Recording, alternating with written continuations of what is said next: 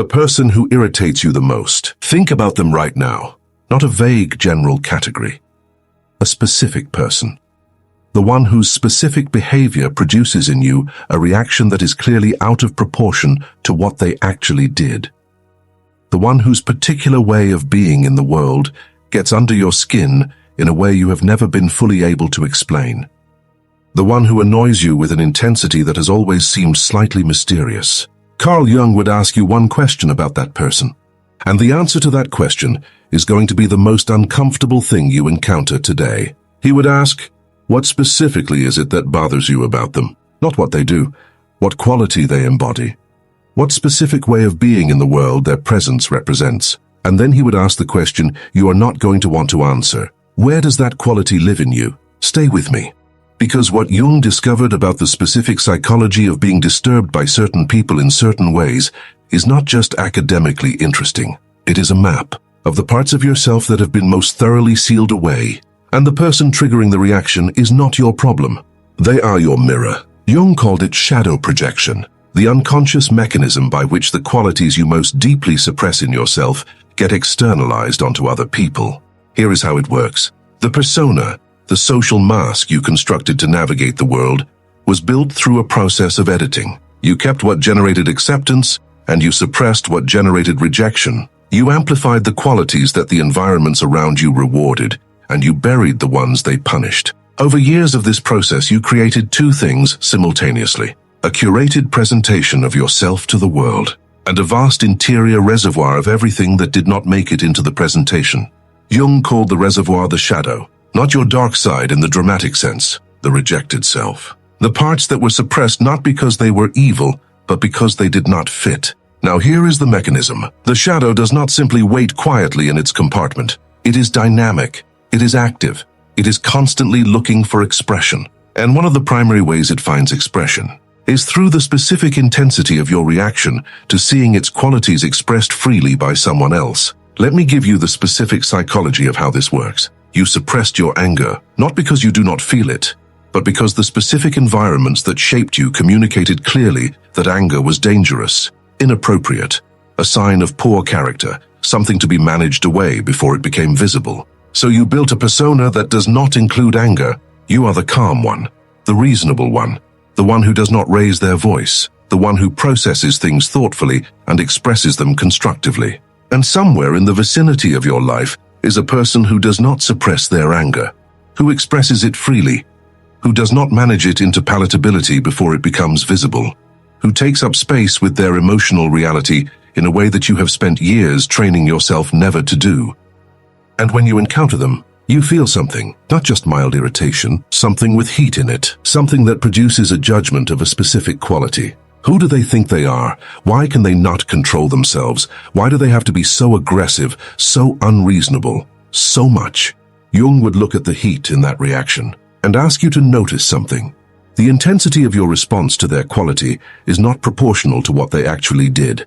It is proportional to the amount of pressure behind the same quality in you. The more forcefully you suppress the anger, the more intolerable someone else's expressed anger becomes, because their freedom to be what you denied yourself confronts you with the existence of a cost you have been paying without consciously acknowledging that you are paying it. Here is where it becomes genuinely unsettling, because the projection does not only run in the direction of your obviously suppressed qualities. Jung documented something that most people find even harder to accept. He called it the golden shadow, the projection of suppressed positive qualities, the creativity you buried because it did not seem practical or serious or appropriate, the confidence you sealed away because it felt arrogant or presumptuous, or unlike the modest version of yourself you were taught to present. The ambition you learned to apologize for because the environments around you were more comfortable with your smallness than your expansion. The specific quality of aliveness you dimmed because it seemed to make other people uncomfortable. These went into the shadow too. And when you encounter someone who is living freely from exactly the quality you most thoroughly suppressed in yourself, the reaction is not always irritation. Sometimes it is something more complicated, a mixture of admiration and resentment that you cannot fully separate. The specific emotional response to someone who is doing the thing you told yourself you could not do, being the person you told yourself you could not be, and getting away with it. Jung said the intensity of your response to someone else's confidence, to someone else's creative freedom, to someone else's unapologetic expression of exactly the quality you most carefully managed out of your own presentation is the specific measure of how much that quality is alive in you. Pushing against the suppression, looking for a door, using your reaction to someone else's expression as the closest available proxy for the expression you have been denying yourself. But here is the turn that makes this more than just uncomfortable.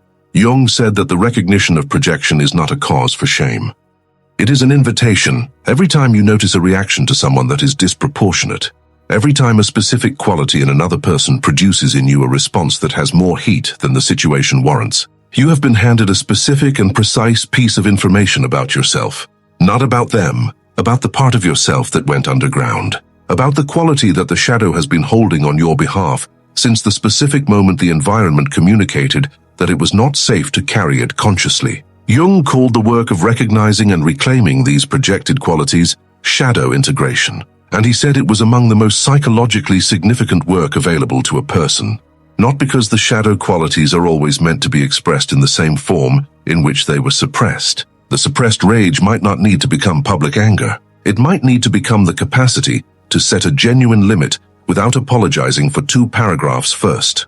The suppressed confidence might not need to become arrogance. It might need to become the specific willingness to take up the space you actually require without constantly contracting it to make others comfortable. The suppressed creativity might not need to become a career pivot. It might simply need to become the 45 minutes on a Tuesday that belong to something for no reason, except that it matters to you. The form changes. The quality comes home. Here is what changes when it does. The intensity of your reaction to the people who are triggering you diminishes, not because they change, because the projection has been withdrawn. The quality they were carrying on your behalf has been reclaimed. You no longer need them to be the container for something that belongs in your own interior life. And without the projection running, they become what they actually are, a person with their own interior world, their own history with the qualities they carry, their own relationship with the parts of themselves that are visible, not your mirror, not your shadow container, not the unconscious proxy for the parts of yourself you have been most carefully managing away. Just a person, possibly one you still do not particularly enjoy spending time with, but one you can now encounter without the specific heat of a reaction that was never really about them. Jung said something that most people misunderstand about this entire process. He said that the qualities in others that disturb us most are not the ones most unlike us. They are the ones most like us, in their suppressed form. The person whose confidence makes you uncomfortable was once told the same things about confidence that you were told. They simply made a different choice about whether to believe them. The person whose anger unsettles you carrying the same feeling you are, in a form that bypassed suppression in a way yours did not. The person whose freedom you respond to with some combination of admiration and resentment is living from a place you once knew and were taught to leave. They are not your opposite. They are your possibility. The specific version of you that survived if the suppression had not won. And your reaction to them is not really about them at all. It is a conversation between the persona and the shadow, the part you present, and the part you sealed, a conversation that has been trying to happen. Through every triggering encounter, through every disproportionate reaction, through every moment of specific heat directed at a specific quality in a specific person that never quite made sense given what they actually did. It has been trying to tell you something. The person who irritates you the most is showing you something, not something about their character, something about yours, about the parts that went underground, about the qualities that are still alive in the shadow, still pushing, still looking for a door, still generating the specific intensity of reaction that projection produces when it encounters its own material. Walking free in the world, in someone else. Jung called every such encounter an invitation, not to change who you are, to return to who you were before you were taught that certain parts of you were too much. The irritation is not a character flaw, it is a compass, pointing directly at the next layer of yourself that is waiting to come home. If you thought of someone specific during this, someone whose particular way of being produces in you a reaction that has always been slightly out of proportion, stay with the question Jung would ask.